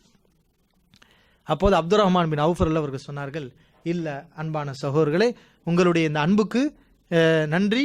எனக்கு நீங்கள் எங்கே, நீங்கள் உங்களுடைய விளைநிலத்தை சொல்லுங்கள், வயலை சொல்லுங்கள், உங்களுடைய விவசாய நிலத்தை சொல்லுங்கள், அங்கே போய் நான் பாடுபடுறேன், அப்படின்னு சொல்லி என்ன செஞ்சாங்க, போய் உழைச்சாங்க. தனக்கு சொத்து பாதி கிடைக்குது, உழைக்காம கிடைக்குன்னு சொல்லி உடனே என்ன செய்யலை, வாங்கிடல. நான் பாடுபடுறேன்னு சொல்லி சொந்த உழைத்து அந்த செல்வத்திலிருந்து கொஞ்சம் ஒரு சிறிய பேரித்தம்பள கொட்டை அளவு தங்கத்தை அவர் சேமித்து, பிறகு ஒரு அன்சாரி பெண்ணை என்ன செஞ்சாங்க, அவங்க அந்த பேரித்தம்பள தங்கத்தை மகராக கொடுத்து கல்யாணம் முடிச்சாங்க. அப்துல் ரஹ்மான் பின் அவுஃப் ரலியல்லாஹு அன்ஹு அவர்கள் இப்படி தான், நான் தருவேன்னு இவங்க முன் வந்தாங்க, எனக்கு வேண்டாம், நான் உழைத்து வாங்கிக் கொள்கிறேன் என்று முஹாஜிர்கள் நடந்து கொண்டார்கள். இது சஹாபாக்குடைய அஹ்லாக் என்று வைத்துக் கொள்ளுங்களேன். சஹாபாக்குடைய குணம் இப்படி இருந்தது. ஆக இந்த அளவுக்கு இந்த ஒரு சஹாபி தான் சாத் இப்னு ரபீ ரலியல்லாஹு அன்ஹு அவர்கள். அவர்கள் இந்த போர்க்களத்தில் என்ன செஞ்சார்கள், ஷஹீதானார்கள் என்ற செய்தியை நம்ம பார்க்குறோம். இவர்களுக்கு 2 மகள்கள். என்னது, 2 மகள்கள். அவங்க நம்முடைய மரணத்துக்கு பிறகு மகள்கள் என்ன நிலையாகும் அதெல்லாம் அவங்க எதுவுமே கவலைப்படுற. அல்லாஹ்வுக்காக சகல தியாகங்களையும் அவர்கள் செய்ய முன் வந்தார்கள். அவர்களுடைய மரணத்துக்கு பிறகு அவருடைய மனைவி ஒரு பிரச்சனை ஏற்படுகிறது. அதுவும் ஹதீஸிலே பதிவு செய்யப்பட்டிருக்கிறது, அபுதாவுதில் பதிவு செய்யப்பட்டிருக்கிறது. அந்த 2 மகள்களுக்கு இவர் சொத்துக்களை விட்டு சென்றிருக்கிறார். அப்போது சாத் இப்னு ரபீ ரலியல்லாஹு அன்ஹு அவர்களுடைய சிறிய தந்தை என்ன செய்கிறார், அந்த சொத்துக்களை எல்லாம் எனக்குரியது என்று எடுத்துக்கொள்ள நினைக்கிறார். இந்த சஹாபியுடைய மனைவி ரசூலுல்லாஹி ஸல்லல்லாஹு அலைஹி வஸல்லம் வந்து, அல்லாஹ்வின் தூதரே, சாத் 2 மகள்களை விட்டு சென்றிருக்கிறார். அந்த குழந்தைகளுக்கு செல்வம் இருந்தால்தான் அவர்களுக்கு திருமணமே ஆகும், செல்வம் இருந்தால்தான் அவரை கல்யாணம் முடிப்பார்கள். அது மாதிரியான ஒரு நிலை இருக்கிறது. முழு செல்வத்தையும் இவர் எடுக்க நினைக்கிறார் என்று நபி அவர்களிடம் முறையிடுகிறார்கள். அப்போதுதான் அல்லாஹ் ரப்புல் ஆலமீன் வராசத்துடைய மீராஸ் இருக்குதுல்ல, பாகப்பிரிவினை, யாராருக்கு எவ்வளவு சொத்து கொடுக்கணுங்கிற அந்த வசனங்களை அல்லாஹ் இறக்குகிறான். கணவன் இறந்த நிலையில் மனைவி இருந்தால் மனைவிக்கு குழந்தைகள் இருக்கும்போது 8 கொடுக்க வேண்டும். 2 பெண் குழந்தைகள் இருந்தால் 3 கொடுக்கணும். இந்த 2 பேருக்கும் கொடுத்தது போக மிச்சத்தை என்ன செய்யலாம், சிறிய தந்தையோ பெரிய தந்தையோ எடுத்துக்கொள்ளலாம் என்ற சட்டத்தை அல்லாஹ் ரப்புல் ஆலமீன் அப்போது என்ன செய்கிறான், அருளுகிறான் என்ற ஒரு விஷயத்தையும் நாம் இங்கே பார்க்கிறோம். ஆக இந்த மாதிரியான தியாகங்கள் இந்த போர்க்களத்திலே சஹாபாக்கள் நிறைவாக செய்தார்கள். ஒரே ஒரு சம்பவத்தை சொல்லி என்னுடைய இன்றைய உரையை நான் முடிவு செய்கிறேன். அதுபோல் அன்சாரிகளில் மிகப்பெரிய தியாகத்தை செய்தவர் தான் அனஸ் பின் நதுர் ரலியல்லாஹு அன்ஹு அவர்கள். யாரு? அனஸ் பின் நதுர் ரலியல்லாஹு அன்ஹு அவர்கள். இவர்கள் யார்? இவர்கள் ஒரு அன்சாரி. பத்ர் போர்க்களம் முடிந்தவுடன் இந்த நபித்தோழர் ரசூலுல்லாஹி ஸல்லல்லாஹு அலைஹி வஸல்லம் அவர்களிடம் வந்தார். அல்லாஹ்வின் தூதரே, கிப்து அன் அவ்வலி கித்தால் காத்தல்தல் முஷ்ரிகின், இணை வைப்பாளர்களிடம் நீங்கள் முதலில் போர் செய்திருக்கிறீர்கள், அந்த போர்க்களத்தில் என்னால் கலந்து கொள்ள முடியவில்லை. ஏன்னா பத்ர் போர்க்களத்தை பொறுத்த நபி அவர்கள் அறிவிச்சுட்டு போகலை, ரகசியமா போனாங்க. அதனால பல்வேறு சஹாபாக்கள் கலந்து கொள்ள முடியாமல் போயிற்று. அந்த சஹாபாக்கள் இவரும் ஒருவர். நபி அவர்களிடத்தில் வந்து சொன்னாங்க, முஷ்ரிக்கின் இடத்துல போர் செய்திருக்கிறீர்கள், அந்த போர்க்களத்தில் என்னால் கலந்து கொள்ளாமல் முடியாமல் போயிற்றதே. அல்லாஹ்வின் தூதரே, லஇனில்லாஹு அஷ்ஹதனி கித்தாலல் முஷ்ரிகீன், இனி அடுத்த ஒரு போர்க்களத்திலே கலந்து கொள்ளும் வாய்ப்பை அல்லாஹ் ரப்புல் ஆலமீன் எனக்கு வழங்குவானேயானால் லா யரயன் அல்லாஹு மா ஸனஉ, நான் என்ன செய்வேன் என்பதை அல்லாஹ் பார்ப்பான். நான் சொல்ல மாட்டேன், நான் என்ன செய்வேன் என்பதை அல்லாஹ் பார்ப்பான். அந்த அளவுக்கு தன்னுடைய வைராக்கியத்தை, தன்னுடைய உற்சாகத்தை அவர்கள் வெளிப்படுத்தினார்கள். நபி அவர்கிட்ட வாக்குறுதி கொடுத்தார்கள். அதே மாதிரி பத்ர் போர்க்களத்துக்கு அடுத்து என்ன போர்க்களம் வருது? உஹது போர்க்களம் வருகிறது. ஆனால் பத்ரில் ஏற்பட்ட ரிசல்ட் மாதிரி இல்லை. சில பேர் பேசுவாங்க, வாய்ச்சொல் வீரர்களாக இருப்பாங்க, ஆனால் அவருடைய வீரத்தை செயல்களில் காட்ட மாட்டாங்க. இந்த சஹாபி அப்படி அல்ல. பத்ரில் ஒரு மாற்றமான ரிசல்ட் உஹதில் ஏற்பட்டிருக்கிறது. முஸ்லிம்கள் பல பேர் பின்வாங்கி ஓடுகிறார்கள், கொல்லப்படுகிறார்கள், காஃபிர்கள் கூட்டமாக திரண்டிருக்கிறார்கள், வெறி பிடித்து அலைகிறார்கள். இந்த நேரத்தில் இந்த சஹாபி போர்க்களத்தை நோக்கி குதித்தார். அல்லாஹ்ட்ட நான் கொடுத்த வாக்குறுதி, நபி அவர்கிட்ட கொடுத்த வாக்குறுதி, உஹதுல நான் என்ன செய்வேன் என்று, அடுத்து ஒரு போர்க்களம் வந்தால் நான் வீர தீரமாக அந்த போர்க்களத்தில் கலந்து கொள்வேன் என்று போர்க்களத்தில் குதித்தார்கள். மக்கள் எல்லாம் ஓடுகிறார்கள். அதை பார்த்து பயப்படவில்லை, அல்லாஹ்விடத்தில் துவா செய்தார்கள். யா அல்லாஹ், இவர்கள் செய்யக்கூடிய இந்த காரியத்தை விட்டு நான் விலகிக் கொள்கிறேன் என்று சொன்னார்கள். பல பேர் பயந்து ஓடுறாங்களா இல்லையா? அதை பார்த்துட்டு இவரும் பயப்படலை. ஏன் இப்படிலாம் பயந்து ஓடுறீங்க, உங்களுக்கு என்ன ஆனது? யா அல்லாஹ், இவர்கள் செய்யக்கூடிய காரியத்தை விட்டு நான் விலகிக் கொள்கிறேன், இந்த கூட்டத்தில் என்னையும் சேர்த்துறாது என்று சொல்லி அல்லாஹ்ட்ட துவா செய்தவராக போர்க்களத்திலே குதித்தார். வருகின்ற வழியில் சாத் இப்னு முஆத் ரலியல்லாஹு அவர்கள் அவரிடத்திலே கேட்டார்கள், எங்கே போறீங்க அனஸே, நீங்க எங்கே போறீங்க? சொன்னார்கள், அல்லாஹ் வ ரப்பில் காபா, காபாவுடைய ரப்பின் மீது சத்தியமாக, இன்னி அஜிது ரீஹஹா மின் தூனி உஹதின், சொர்க்கத்துடைய வாடையை நான் இந்த உஹது மலையிலிருந்து நான் நுகர்ந்து கொண்டிருக்கிறேன். நான் போர்க்களத்துக்கு போகவில்லை, சொர்க்கத்தை நோக்கி போகிறேன். அவருடைய கண்ணுக்கு முன்னால் இருந்ததெல்லாம் சொர்க்கம். அந்த சொர்க்கத்தை அடைய வேண்டும். இங்கே மரணித்தால் நமக்கு ஷஹீத், அல்லாஹ்விடத்திலே செல்வோம், அல்லாஹ் நமக்கு சொர்க்கத்தை தருவான் என்ற நம்பிக்கையில் போர்க்களத்தை நோக்கி அவர்கள் குதித்தார்கள். முஆது சாதர் அலியல்லா அவர்கள் நபிசுல்லாஸ் அவர்களிடம் வந்து சொன்னார்கள், அல்லாஹ்வின் தூதரே, அந்த போர்க்களத்தில் அவர் செய்த வீரதீரமான காரியங்களை என்னால் வாயால் வர்ணிக்க முடியாது. அந்த அளவுக்கு போர்க்களத்திலே அவர் எதிரிகளோடு போரிட்டு அவர் கொல்லப்பட்டார். அவரும் எப்படி கொல்லப்படுகிறார்? அடையாளம் தெரியாத அளவுக்கு, அடையாளமே தெரியவில்லை, அந்த அளவுக்கு கொல்லப்படுகிறார். அவருடைய சகோதரி ருபை ரலியல்லாஹு அன்ஹா அவர்கள் கண்டுபிடிச்சாங்க. எப்படி கண்டுபிடிச்சாங்க? முகத்தை வைத்தல்ல, கண்ணை வைத்தல்ல, மூக்கை வைத்தல்ல, அவருடைய விரல் நுனியில் ஒரு மச்சம், ஏதோ ஒரு அடையாளம், மச்சம் மாதிரி ஒரு அடையாளம், அதை வைத்துத்தான் அவரை கண்டுபிடிக்க முடிந்தது. இவர்தான் என்னுடைய சகோதரர் அனஸ் பின் நதர் ரலியல்லாஹு அன்ஹு அவர்கள் என்று அவங்க கண்டுபிடிச்சாங்க. அந்த அளவுக்கு இந்த ஹதீஸை அறிவிக்கக்கூடிய சஹாபி அவர்கள் சொல்கிறார்கள், அனசரில் அவங்க தான் இந்த ஹதீஸ் அறிவிக்க, அனஸ் பின் மாலிக், ஏன்னா அவருடைய சிறிய தந்தை தான் அனஸ் பின் நதுர், ஷஹீதான இவர். அவங்க சொல்கிறார்கள், அல்லாஹ் ரபுல் ஆலமீன் இவர் விஷயத்தில் தான் திருமறை குர்ஆனுடைய வசனத்தை இறக்கினான் என்று நாங்கள் எல்லாம் கருதினோம். என்ன வசனம்? மினல் மூமினீன ரிஜாலுன் ஸதகூ மா அஹதுல்லாஹ் அலைஹி, இறை நம்பிக்கையாளர்கள் சில மனிதர்கள் இருக்கிறார்கள், அல்லாஹ்விடத்திலே செய்த உடன்படிக்கையை அவர்கள் உண்மைப்படுத்தி விட்டார்கள். இவர் அல்லாஹ்விடத்தில் ஒரு உடன்படிக்கை கொடுத்தார் அல்லவா, அடுத்து ஒரு போர்க்களம் வந்தால் நான் காட்டுவேன் என்று அல்லாஹ்விடத்திலே கொடுத்த உடன்படிக்கையை அவர் உண்மைப்படுத்தி விட்டார் என்று இந்த செய்தியை அறிவிக்கக்கூடியதை பார்க்கிறோம். ரசூலுல்லாஹி ஸல்லல்லாஹு அலைஹி அவர்கள் இவர் உயிரோடு இருக்கும்போதே இவர் இறைநேசர் என்று அல்லாஹ்வுடைய தூதரால் அங்கீகாரம் வழங்கப்பட்டவர். ஒரு முறை இவருடைய சகோதரி ருபை ரலியல்லாஹு அன்ஹா அவர்கள் வேறொரு அன்சாரி பெண்ணோட சண்டை போட்டு பல்ல உடைத்து விட்டார்கள். அந்த கூட்டத்தார்கள் என்ன செஞ்சாங்க? பழிக்கு பழி தீர்க்க வேண்டும் என்று நபி அவர்கள்ட்ட வந்து முறையிட்டார்கள். நபி அவர்கள் ருபையுடைய பல்லு உடைக்கப்பட வேண்டும் என்று தீர்ப்பு வழங்கினார்கள். அப்போது அனஸ் பின் நதுர் ரலியல்லாஹு அன்ஹு அவர்கள் சொன்னார்கள், அல்லாஹ்வின் மீது சத்தியமாக, லா துக்ஸரு சின்னுஹா, அல்லாஹ்வின் தூதரே, என்னுடைய சகோதரி ருபையுடைய பல் உடைக்கப்படாது என்று சத்தியமிட்டு சொன்னார்கள். நபி அவர்கள் சொன்னார்கள், அனஸே, இது அல்லாஹ்வுடைய சட்டம், ஏன் நீங்கள் இப்படி பேசுகிறீர்கள் என்று சொன்னார்கள். ஆனால் அல்லாஹ் ரபுல் ஆலமீனுடைய கிருபையை பாருங்க, இந்த நபித்தோழருடைய சொல்ல அல்லாஹ் அங்கீகரிச்சான். அதே மாதிரி அந்த கூட்டத்தாரர்கள் பழிக்கு பழி வாங்க வேண்டும் என்று நின்று கொண்டிருந்தவர்கள் கடைசி என்ன செஞ்சாங்க? வேண்டாம், அதுக்கு நஷ்டஈடு தொகையை கொடுங்கன்னு சொல்லி அவர்கள் இணங்கி வந்தார்கள். அப்போதுதான் நபி அவர்கள் சொன்னார்கள், அல்லாஹ்வின் மீது ஆணையாக, இன்னமின் ஐபாதில்லாஹி, அல்லாஹ்வுடைய அடியார்கள் சில அடியார்கள் இருக்கிறார்கள், லவ் அக்ஸம அலல்லாஹ், அல்லாஹ்வின் மீது சத்தியமிட்டு சொன்னால் லபர்ரஹு, அல்லாஹ் அதை நிகழ்த்தி காட்டி விடுகிறான். அந்த மாதிரியான அடியார்கள் ஒருவர் தான் யாரு?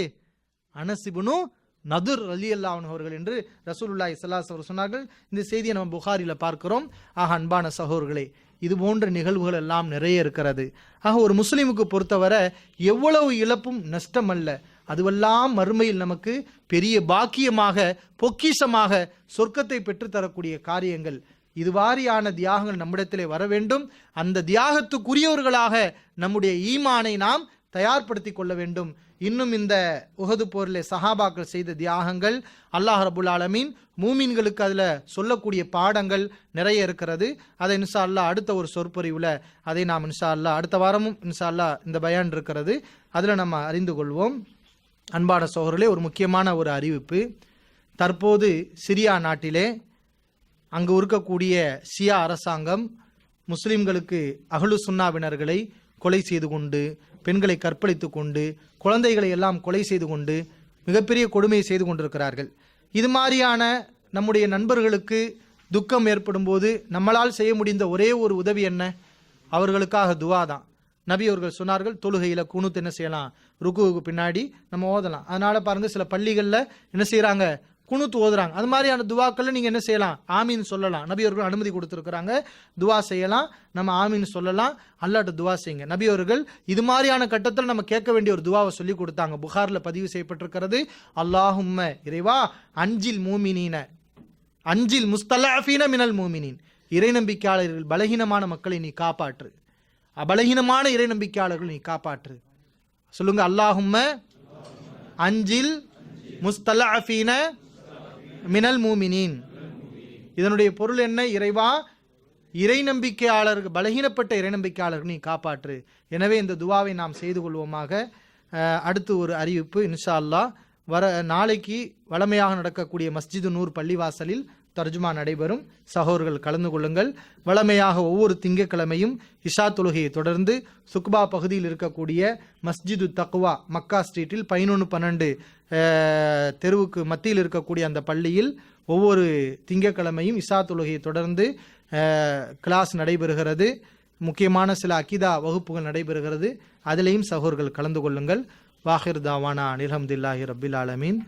சுப்ஹானக அல்லாஹும்ம பிஹம்திக அஷ்ஹது அல்லா இலாஹா இல்லா அன்த அஸ்தக்ஃபிருக வ அத்தூபு இலைக்.